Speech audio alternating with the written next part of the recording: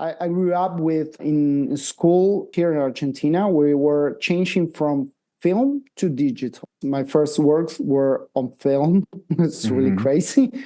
I kind of old school all the way. Wow.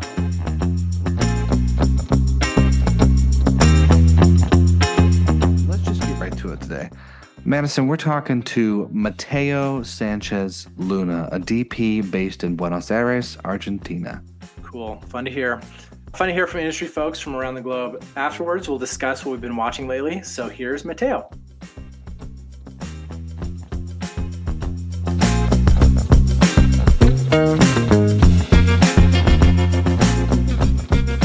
All right. Well, Mateo Sanchez Luna, welcome to the Indie Magazine podcast.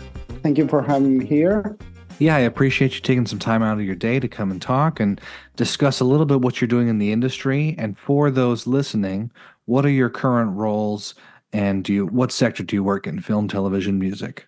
Okay, actually, I work only as DoP. I work mainly in commercials now and some short films and feature films. I'm starting to go in that way. But most of all, DOP and commercials. At the point, some music videos and some other things too, but mainly music videos and commercials. Now, with what you're doing now versus what you'd like to be doing down the road more of, do you prefer commercials, music videos, shorts, TV, or film? I think that I never realized what I was doing. So I got to this point that I starting to wonder what I would love to do more. Yeah. And I realized that I want to do more feature films because it was what got me here in first place. So yeah, I love doing commercials and doing music videos. I think that is really cool. And sometimes it gets more into music video happens this that let you be more creative. But not always you have the resources to be more creative. So you have to be know how to resolve things with little in that kind of shops. But I think that commercials and music videos are really good for experimenting and to work different formats or work different styles or work in different way to get in touch with audience and how to contact the main aspect of the visual art. Yeah. I know we had another DP on recently who talked about the same thing. He likes having different parameters in different areas and mediums because it teaches your brain how to think about things and, like you mentioned, be a little more creative and scrappy. You don't always have a ton of budget or 3 or 4 weeks for something. How do you do it shorter exactly. and quicker? And where are you working and where do you live right now? I live now in Buenos Aires, Argentina, and I work here. I done some work in different cities, but mainly here in Argentina. I work freelance, so it depends on my networking and what I do and how I get my contacts and my directors and producers to call me and to ask me to join their gigs or their projects. But most of all, I work in that way. I used to work for a major production company in that moment as a gaffer and a light electrician in the light department.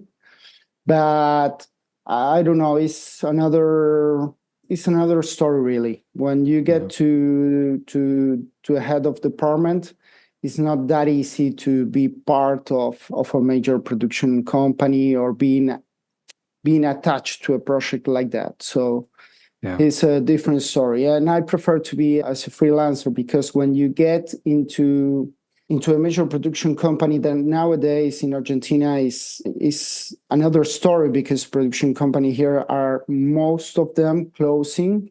The major are closing or changing or evolving as streaming services or wherever. So they're closing and it let you be more, I think, more cherry picker when it comes to projects, because when you're working that way, okay, you have to work what is bring on table. You don't have the option to say yes or no. You have to work that, and you have to be developed, and you have to start developing the project that that has been put on table. So I prefer this way, and it's really difficult also to be part of the major production company roster. It's not that easy also. I bet it's a slimmer list of people who are on the major production company budget or the department there. What brought you to camera work and becoming a DOP after working as a gaffer? What took you that direction versus anything else on set or behind the scenes? Ooh, really good question.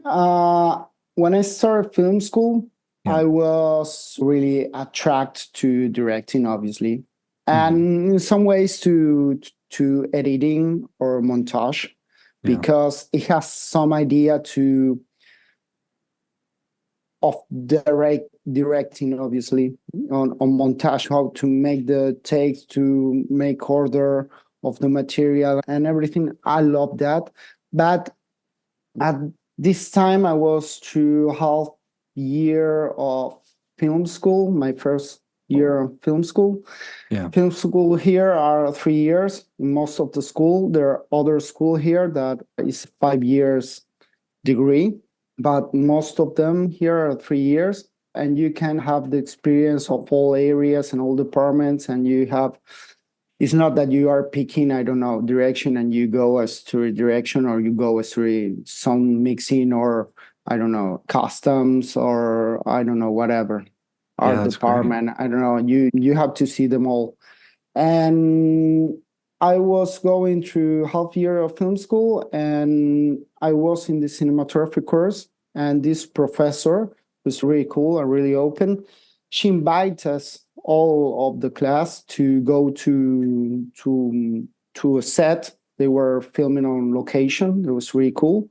And I went there, and none of my classmates show up. So I was the only one there. And it kind of turned out well, that because I was really nervous to be alone on the set. I didn't know what to expect, really. I was on TV sets and really more close set things, but never on location. And she introduced me to all departments, to all the crews. They were really nice. And day, one of the guys in the light department turned out sick, and he had to go. And this professor came to me and she asked me if I want to fill in. And I said yes, and I started working right away. And from there, I kept going and working the entire gig for 4 months. And at that moment, I quit my other job. Because at that moment, I was starting to develop this love for cinematography. And I kept working with this professor of mine. She became like a mentor to me. In this 4 months, I gained a lot of experience, mainly because I was the new guy, and everybody wants to show me what they do on set. And I don't know, I learned a lot from Grapes. I learned a lot from the light department. I learned a lot from camera. I learned a lot from directing. I learned a lot from the art department, and so on. They were really nice people. From there, I started making my way through the scene as working as mostly as electrician, and then I became a busboy, and then I became a gaffer, but always with this professor of mine that took me everywhere. And then I started working with another DPs and with another people. And in the meantime, when I was in film school, I was starting to do my schoolmates projects as DOP. And from there, it was instant falling in love with cinematography. And I have never do anything else in the industry. Never. I always been in the entire camera and light department. I directed once, and I do some production a little, but I always do most of the time the camera and light. Yeah, and it sounds like, at least to me, whereas I hear a lot of people in the States or otherwise go to some film schools and maybe leave where they started if they have some better knowledge, but they don't have practical experience. It does not sound like that for you. You got on a set, your teacher Yeah. really made an effort. And I mean, like you just said, 4 months on the job, as well as bringing you to meet everybody and kind of getting that experience. It sounds like a very collaborative opportunity. Yeah, I did the opposite other way around. Yeah. Yeah, like an old school kind of way to get in the industry. Yeah. I always see it like that because nowadays I don't know nowadays how it is but I know people sometimes write me on my Instagram and ask me if I need, I don't know, a photo spooler, or I don't need Yeah. a new guy from my crew or whatever. But at the time it was really difficult. You had to know where they're going to shoot or where they're going to be filming or who is going to be filming to ask for that person and try to get in. But Yeah. in that 4 months, I really had the opportunity to learn, I don't know, most of things that I have ever learned on film school. That's pretty amazing. And how do you feel like you're passing that on to other new people, whether it be in your crew or else that come to set? That's a good question, that because from there, when I finished film school, I think that a year from I have finished film school, I start being a professor at the same film school. Yeah. It was really, really strange for me at that time because I was never really like the good guy and really the children's pet. I don't know Yeah. how to say Teacher's it, but pet, yeah. the teacher's pet, excuse me. But they called me to be a professor, so I start doing this cinematography course in the first year. And I start doing the same thing that did my professor, invite them to set. And nowadays, my gaffer used to be my student. Wow. So, and others guy from the crew also were my student at the time. So it worked really nice that way. It sounds like, yeah, you paid it forward exactly how you were paid it forward. You are now professor, bringing people in Yeah. the industry in that way. Yeah, it was kind of difficult at that time because I was mainly working on commercials and working on music videos. When you are doing a major series, it's more, you have more time to learn, and no one is running around and screaming and thinking that it's the end of the war. The next shot is going to be the end of the war. But they grew up in this kind of environment, so doing commercial music videos with everybody screaming around, and everything has to be be done really quick, and they have to be really aggressive. So it's kind of different growing up in the industry thing, but was really cool. Turned out to be really cool. Well, I know for a lot of those people listening, there are those who are already in the industry and maybe trying to change what they're doing, or those who have not entered it and are just interested in learning about the different roles on a set. Can you tell me what a given day or project looks like from first being signed as a freelancer to finishing the shoot? Yeah. First of all, I try to read the script and try to sense what I like to work from intuitiveness. So I like to sense what the script is telling me and what I get from the script. Yeah. From there, I try to become the director's size and this kind of image translator for the script. And I start talking with the director and try to see what his key points are and what he has on his mind. And from there, I kind of start building the look, what will be the look of the film, and try to talk in pre-production, obviously, with other departments. Here in Argentina, it's not like you got called and okay, we are wondering if you want to be in this project or not. It worked more like in friendly basis. Okay. It's typical that some other director or directors calling you. Sometimes happens, but it happens for a reason. Maybe the other DP that he was a friend of the director is sick or whatever. So they're calling you. It's the chance you have to grab the shot. Yeah. And from there, they always approach you the script, as I said before, and you start working with the script and how they talking to the director. I bring my ideas, as I said before. And from there, it's very important for me that my crew knows exactly what I'm doing. I don't like people, I don't know. I don't care if a grips comes and can grab 20 systems with one hand. I don't care about that. I care that he understands what we are doing, because we are a team and we have to work towards that, and we have to be united all the time. So I will always enhance that in my team to be able to work in that direction. So I try to sit down with them and trying to explain, mainly with the gaffer and the camera operator, if there's one, or the focus puller. I try to explain what we are trying to achieve and what we are trying to do. And obviously, I listen a lot, because there's something that I have learned through this journey in this industry and doing my job, is that you have to learn a lot. You have to watch a lot, learn from watching, and you have to know how to listen a lot. And from there, I start developing the shots, how with the gaffer and with the camera operator. And obviously, I try to talk with the director, obviously the shots, and if he wants any camera movement and how we're going to do it. We go on location, we'll go a set, see how we can achieve that.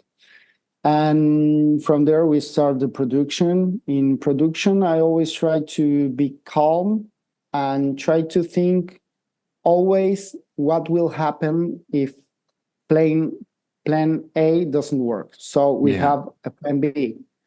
And try to keep always solving problems and try to be very communicative with my crew and with others. I try to be clear as water, so we don't have any problems on set, and we don't have to be, I don't know, running or gaining time from the AD or whatever.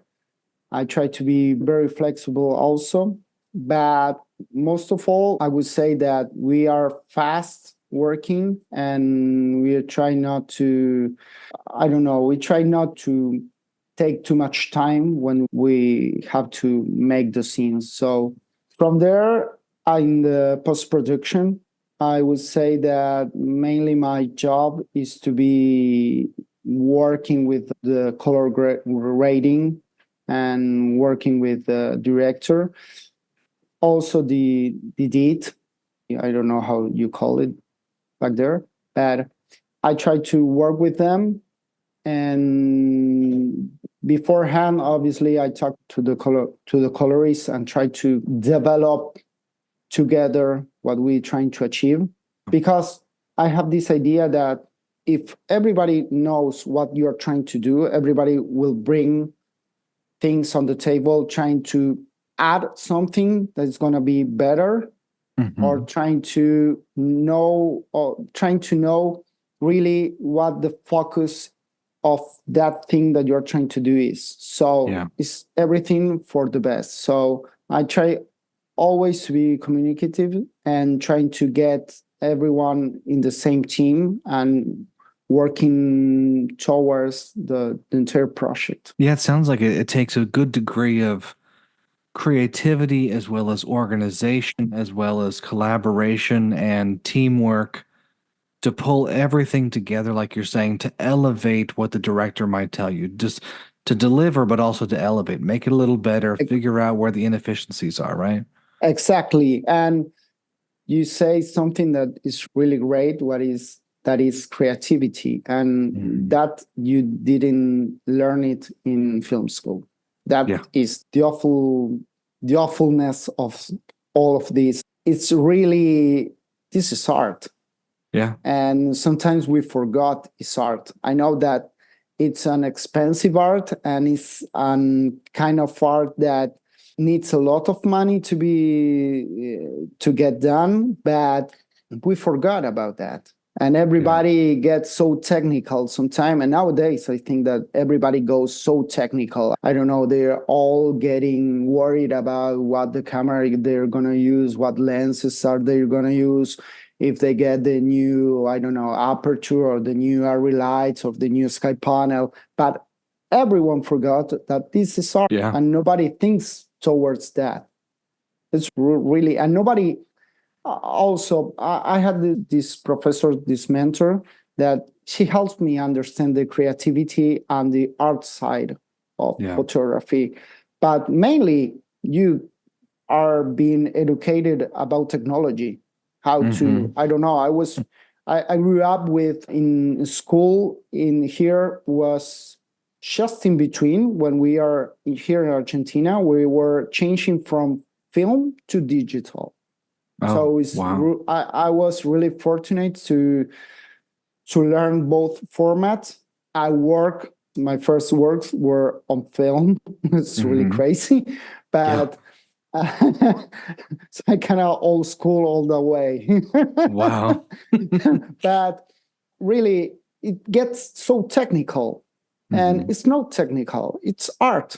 Every great DP started as a guy who wants to get his ideas and wanted to get his vision and what was the vision of that film with art and not with technical tools. So that's really something for me that is happening nowadays. I see it. There's other directors I know, and there's a lot of people that don't see it this way, but I see it all the way that this is happening. Yeah, I've heard it a lot too of someone will want to go buy or rent the most expensive camera, the RE or the Red or even a nicer Sony camera, and they want the best boom mics, they want the best everything. And then it comes down to it, and it may look and sound fine, but if there's not that artistic portion, that creative portion, you're just going through the motions, right? You might as well just be making a video for YouTube. Nothing wrong with that. But exactly, and totally, because it needs to have a soul and a spirit. And if you don't have a good script, from there, everything goes downhill. So you need to have a good script. You have to know what you're telling. It's like, I don't know, you can buy the best brushes and the best oils and the best acrylics, but if you are not trying to get to know yourself and know that you're playing and you're trying to discover what you are doing with yourself and with the painting, you're not going to get anywhere. Yeah, it doesn't have a heart to it, which I know is a big thing of, as viewers, we know when something has a heart and soul. I guess to shift gears to, oh, go ahead. No, tell me. Oh, I was going to shift gears, so I was going to talk about your production company, but if you want to finish one more thought, we can do that. No, yeah, that's really important because I learned this thing. I always have this idea that everything has to do towards the film. I don't like to do, I don't know, a short film or a shot mainly for that shot or mainly for the lighting.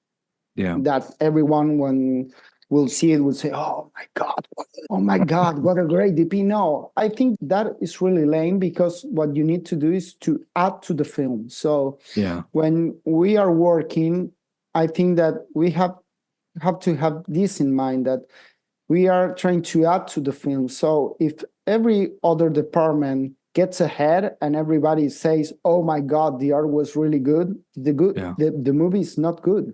Because your main focus was the art, not the movie, the script. You say, oh my God, what a script. No, you say, oh my God, what art. What an art director. What was the scene really talking about? So I think that's really important. And I think that we are starting, the other day I saw that Coppola was saying that we are in the century of good lighting and good light cinema. And I Mhm. think that's true. We have new gear, and it's more easily to work nowadays than before. That we needed so much light and so much gear, and it Yeah. was really a pain in the ass, so to speak. But I don't think that gets anywhere really aside from that, because it's not telling too much. And Yeah. I don't think that it's telling you say, oh my God, what a shot. Yeah, but it's shot. Yeah. What did that shot do in the trial movie? Yeah. What did it do for the story? That's always the big Yeah. question there. There's a lot of movies that look beautiful, How, but bad story, and it's forgettable. how they add to the storytelling. Well, let's shift gears for just a second now and talk about Yeah. what the difference was between you working as a freelancer and then now the production company that you've started. What does that look like, and how does that work as far as getting jobs or the production process or anything like that? So I'm trying to figure that out, because sometimes I forgot that I have to get my own gigs, and I Yeah. started working on my project and developing project with my production company. And sometimes I forgot that, like 2 days ago, it's, oh my God, I have to finish my new reel. And I come back to finish my reels. That happens a lot. But this production company was born with the idea of, with a friend of mine, that we wanted always to see some stories on screen that we never seen. Yeah. And I think that this is a common story between people who start a production company, but Yeah. we wanted to start that with that thing in mind. And we start developing project. He had the idea of a series. We had at that time with that only series, and it turned out really good. The feedback was really good, and we start developing other projects, short films. Now we have one short film that is entering the film festival circuit, and that is called La Niña. And we are developing two more short films right now, two major series, and Mhm. two feature films. So it's really, for myself, it made me step into the shoes of the producer. Yeah. That for me was kind of strange at first, because I had to be my own boss. So Yeah. every time I do a gear list before going on set, I will be the same guy, authorize that or decline it. So Yeah. we use here in Argentina, we don't always get what we wanted, and we asked for it. But I don't know, always if we do a list of 40 items of 40 items of gear, we get 30 or 20, because Yeah. we need to reduce expenses. So when this happened to me, I was, okay, nobody say anything about the equipment. We're good. And I have to be cutting myself, but it kind of work in that way that I have to rethink things from the other side, and it's really good, and it's giving me this perspective of everything. Yeah. And at first it feels like a little bit unnaturally to me, but Mhm. I'm kind of getting into it. Yeah. Getting used to it now. Little by little, I'm getting used to it. Well, tell me this. What's your goal for you and your production company for the next 5 years and next 10 years? Do you want to be working in a specific genre or only features, or what's the hope there? For myself, like I said before, I never wonder what to do with myself, and I started to think that I was towards features. And I think that I think that every genre has something to tell, and Yeah. has something to tell to the world. And I don't know, I love many different genres, and I'm more into drama, I'm more into, I don't know, more into maybe thriller movies, or some kind of, I don't know. Every movie is, and every genre is good for me. But Mainly, I would say feature films. I like to do commercials and I love to do music videos. But I would say that most of them will be feature films. And for my production company, I would say that is I see it as a seed that we planted, and I'm waiting to sprout and to kept growing. So it's a different process because I don't know how long it's gonna take and how long can we keep doing it, because it takes a lot of time to, I don't know, to read scripts, to do the scripts.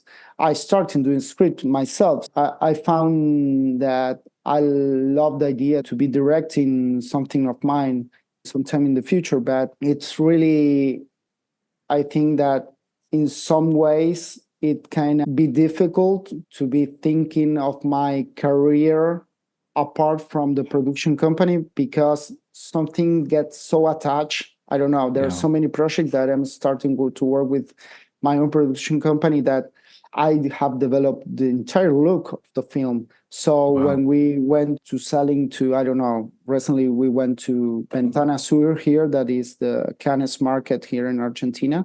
And everybody was really amazed by the look of the film and the series and everything. And everybody asked the same, who is the director of photography? I did the photography, but I don't understand. You're the producer and the director of photography. Yeah. So that's awesome. But it's really, I have to really be cautious about this because I know that I have to keep going solo with my career as a director of photography, and also kept in mind that I have now a production company and that I love to get big and to get the projects done and get the financial support and everything. But I'm trying to work in that way, and I hope that everything gets really good with both things. Well, I hope so too. And it sounds like you're staying busy enough and finger on the pulse as well as working in it all the time.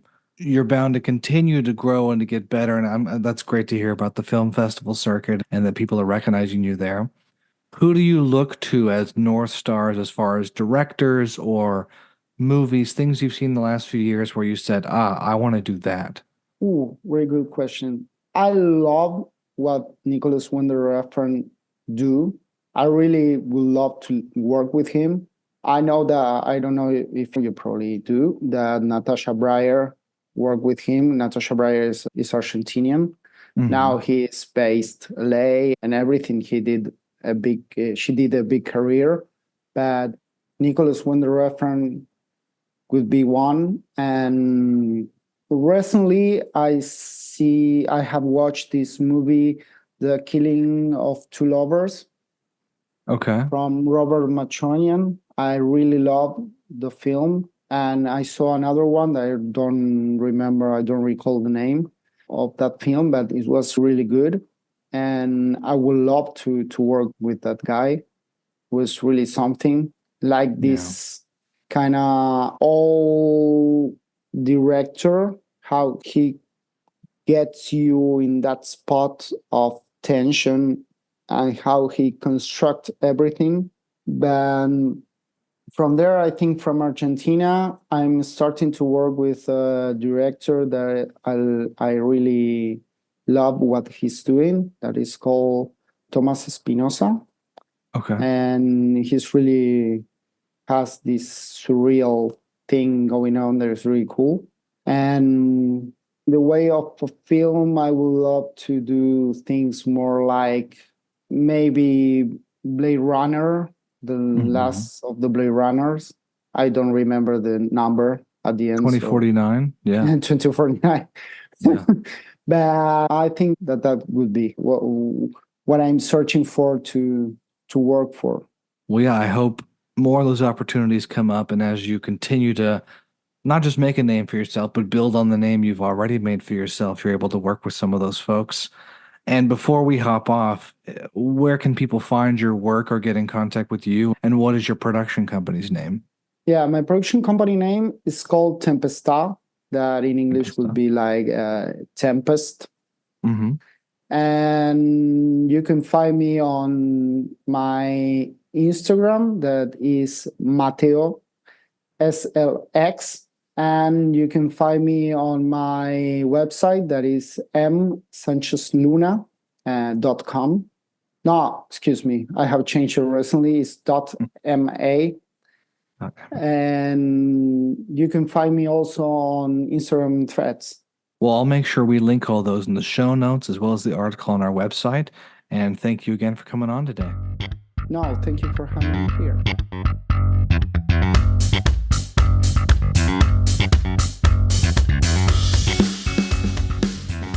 All right, let's talk about what we've been watching. I did a little bit of a throwback week. How about you? I watched Moneyball recently, and then I watched Dune 2 again last night because it's so good. Yeah. I'll cover mine quick. I'll be quick with the two movies I've got. Have you ever watched Bedazzled? No, I have not. I'm not even sure I've seen a trailer for it. Okay, this is fantastic. This is a little known movie that I thought everybody had seen because it was a Torgerson family favorite. This movie came out in 2000, directed by Harold Ramis, who did Groundhog Day, Stars and Stripes, just about everything. He's just got a great style about it. Anyways, Harold Ramis, starring Brendan Fraser, post First Mummy. So he'd already been a star for quite a bit. And then Elizabeth Hurley. That's enough reason to watch the movie right there. Yes, it is. So this is a movie that I watched a bunch growing up. It's a story of a guy who makes a deal with the devil. A good old story about making a deal with the devil. He would give everything just to be with this girl he's met at work. And Brendan Fraser plays just the perfect nerd who's just a little bit too much for everybody. He's got nicknames. None of his coworkers like him. He's really got no friends. And runs into Elizabeth Hurley at the bar. And spoiler alert, Elizabeth Hurley is the devil. So he prays to God, I would give anything for this girl. And the devil shows up and says, here you go. You're going to get 7 wishes, and at the end of your 7 wishes, I get your soul. But you can have whatever wish you want. And so as he makes wishes to be with this girl, his coworker, every single time the devil just mixes it up a little bit. And so each time it's like a little bit funny, something's off. Maybe he's got a micro P. Maybe he's like a cocaine drug dealer. Maybe he's gay in one of them.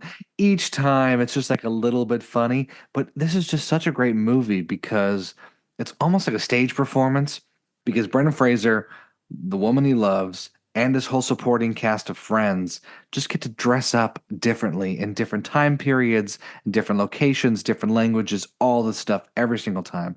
So you see the same characters reportrayed through life. And it's honestly a really sweet movie at the end of it. Really funny.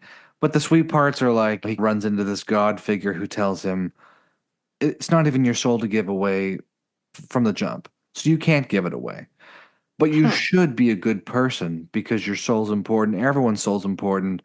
Make good choices. And by the end of it, we see some redemption. But it's good. It's funny. It's sexy. It's for rent right now on Prime Video, YouTube, Fandango, Apple TV, everything else. This is one of those ones that I would tell anyone. It's simple. Nothing too crazy about the story. Religious or not, you're going to know who the devil is. You'll be fine. Yeah. And Elizabeth Hurley just has never looked better. Easy viewing with Bedazzled. A little easy viewing. I don't mind some easy viewing. Let's talk about one of yours now. Moneyball? Yes. Yeah, let's talk about Moneyball. You ever seen Moneyball? I love Moneyball.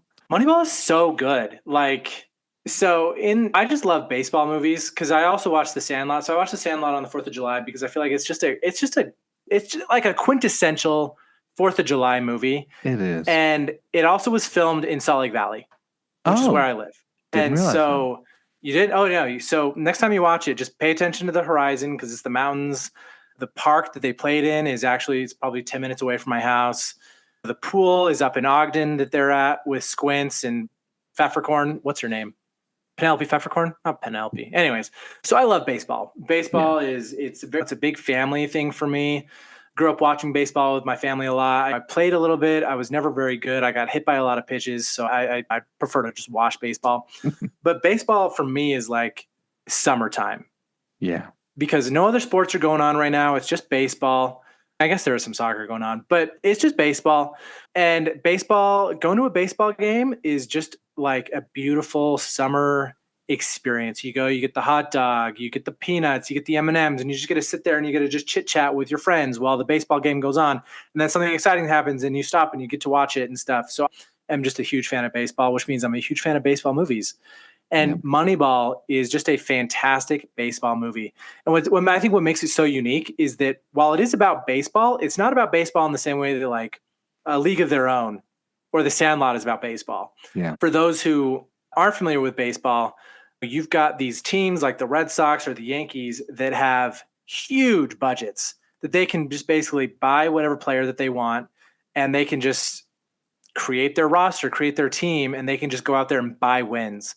And then you get teams like the Oakland A's, which is the team that Brad Pitt is managing in this movie, who don't have the same budget, and they have a fraction of that budget, and they have to do their best to try and players who are good enough so that they can compete at the very least. And so the movie follows Brad Pitt, what's his character's name? Billy Beane. Billy Beane. The movie follows Billy Beane, who's the manager for the Oakland A's, and they just came off of a really tough season, and they're big star players like Jason Giambi, I want to say Kevin Youkilis, and some of these other big name players back in the early 2000s got scooped up by the Yankees and by the Red Sox, leaving them with like not as much to do with their kind of no-name players. Yeah. And so they're like, we only have so much money. We need to figure out a way to like get back in the game, essentially. And they find this kid played by Jonah Hill, who's an economist. And his whole idea is you don't buy wins, you buy runs. And so it's this way of looking at baseball, very, very much numbers based and like statistics based, where you just want to get people on base. And so you want to get you want to trade and buy players who have the highest on base percentage, meaning that whether they're getting walked, whether they're hitting, they're getting on base, because the more you get on base, the more runs you get. Yeah. And they're essentially trying to make up their star players in the quote, in the aggregate, which is just like, on average, we have a great team. No one individual is going to be a star player, but all of their stats combined create a team that can do really well. Yeah. And it's a really feel-good movie because it's just like underdogs against the odds who are fighting against the institutional momentum of baseball, who are like, no, you need to get stars. Like, you got to get Jason Giambi and whatever. And Brad Pitt and Jonah Hill are just pushing against this institution, and they're the underdogs, and you're fighting for them. And then at some point, the A's go, and of course, this is all based on a true story, by the way. Yeah. The A's go on like an 18-game winning streak, which is unheard of, which is just phenomenal. It's huge. And then it's like, oh, maybe these guys are onto something. And then it turns around, and unfortunately, they don't win the World Series, but they beat the odds and they go further. They beat anyone's expectations of them. But it's a fantastic, humanizing, feel-good movie that Brad Pitt does a great job in. And of course, he eats snacks, and it's so good. If I could make money like Brad Pitt eats snacks, I wouldn't have to work again. Can we just talk about for 2 seconds? Jonah Hill plays Peter Brand. Jonah Hill was on a tear as he left strict comedy for dramatic roles in the late aughts to tens. 2009, he does Funny People, The Invention of Lying, which is a comedy, but he plays a more serious role there. And then we have in 2011 Moneyball. And then he goes back to 21 Jump Street. Okay, whatever. He's in Django Unchained for a hot minute. Then he goes on to Wolf of Wall Street 2013. What a quick little jump of Jonah Hill is not just the guy from the Judd Apatow movies. This is a guy who's got some chops. And he's so good in this movie. He's great. Philip Seymour Hoffman's great. I forgot Chris Pratt was in this until recently. Yeah, he is. He does a good job. But yeah, this is one of those movies that when someone first explained it to me, I was like, this is the most boring premise I have ever heard. Why would I watch a movie about statistics? Then you watch it. And this is where I think Hollywood could take a note again and just say, you know what? You don't have to have the biggest budget. If you're telling a good story, you can tell it about just about anything. And this is proof. Statisticians, RBIs, and yet everyone who watches this movie really loves it. Yeah, no, I would agree. I would really streaming agree that on Netflix? Probably. I think so. I think it is, yeah. I rewatched Holes, which is on Disney Plus and Hulu. Did you see Holes in the theater when it came out? I had to have. Just about everyone did, right? On a $20 million budget, it made $71 million at the box office worldwide. Wow. Not a bad run for based on a kids movie for the most part. I saw it actually in Utah at the Thanksgiving Point Theater there, the big cinemas there. Anyways, I remember it and loved it so much. I couldn't stop singing that dang song, the Digging Up Them Holes. And at least for me, this was a movie almost everyone I knew bought the DVD for. Because we're talking early 2000s, people owned DVDs, had DVD players, you had to have rewatchables. This movie was just insanely rewatchable. So finally I revisited it. My fiance picked it out. I'm like, okay, let's watch. It is still so great. And you want to talk about a stacked cast. Shia LaBeouf in his first really big movie role. Henry Winkler as his dad, Sigourney Weaver as the camp lead, John Voight as Mr. Sir, Timothy Blake Nelson from all of his Coen fame. He's fantastic. Patricia Arquette as Kissing Kay Barlow. You had Dule Hill, fresh off or in the middle of Psych. And then Cleo Thomas, who played Zero, is actually doing more now and doing quite a bit of acting. He's been on Shameless. He's been on a lot of different shows and stuff here or there, picking up some indie movies. It's a great cast, and it's a fun, tight movie. The screenplay was written by the author, hence why it's so good. That author's name is Louis Sachar, Sachar, Sachar. Anyway. Oh, Louis Sacker? Sacker, thank you. Louis Sacker wrote the screenplay and the book. It's just a great movie. Do you remember reading the book as a kid? I read it. Yeah, I think I read it just a couple years before. I liked the book. I don't know if it's as memorable as the movie to me, but no, because I remember at least when I was in elementary school, this book like tore through my school, and really? Like all of us were reading it. Like I feel like how I don't know if this. I guess it is happening now, but it's just happening with like adult romance, erotic novels. But when I was in elementary school, I feel like these books would come in and all of us would get obsessed with a book. Holes was one of those. And so I remember reading this like multiple times while I was in fourth or fifth. Well, how old are you? Fourth or fifth grade or something. And then hearing that the movie was getting made, I was like, holy cow, this is fantastic. This is great. And then the movie is a terrific adaptation of the book. I remember like, obviously now that I'm older, and been exposed to a lot more adapted screenplays. Like this is still an amazing adapted screenplay. And obviously so full of memeability still. Like the whole I'm tired of this grandpa. Well, it's too damn bad. Like it's still in our cultural imaginations. I recited so much of the movie and just really pissed off my fiance. Not pissed her off, but she was like, why do you remember these quotes? I was like, my siblings and I used to quote this to each other all the time. I could fix that. Just like stupid lines. And I think if you look at this director's filmography, Andrew Davis, he knew what he had was solid gold. Because this guy directed Code of Silence, The Fugitive, Chain Reaction, A Perfect Murder, Collateral Damage. Then he's like, you know what? Holes. I'm going to go ahead and direct Holes. And he only directed 2 more movies after it. And I was working on some stuff right now, but he directed The Guardian, which was that Dennis Quaid, Ashton Kutcher movie. But he did such a great job. And it's a fun, tight story. It feels a little dated with some of the sepia tone transitions / slowing down a frame rate. So it's a little choppy when you have slow motion. But past that, it's great start to finish. And it's streaming on Disney Plus and Hulu. So yeah, if you haven't seen Holes in a while, give it a rewatch because it's great. Gosh, I gotta watch it now. That's like bringing back memories. Like, yeah, I gotta watch that. It's a fun one.